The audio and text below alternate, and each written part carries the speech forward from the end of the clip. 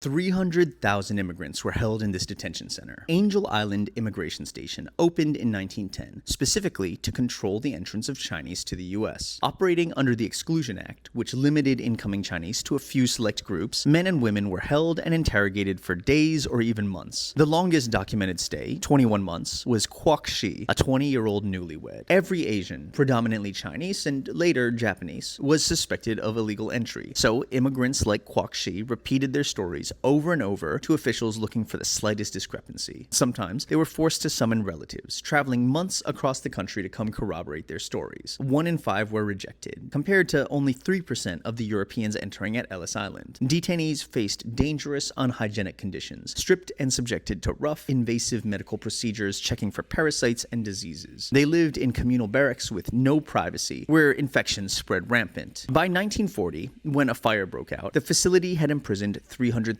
immigrants. 3 years later, Chinese exclusion was repealed, and Angel Island was left to fall into ruin after the war. In 1970, as demolition was set to begin, a park ranger discovered hand-carved poems hidden by layers of peeling paint. The men and women held there had carved their words into the walls of their captivity. Over 200 poems were recovered, and Angel Island became a historical landmark, filled with the words of men and women waiting on America.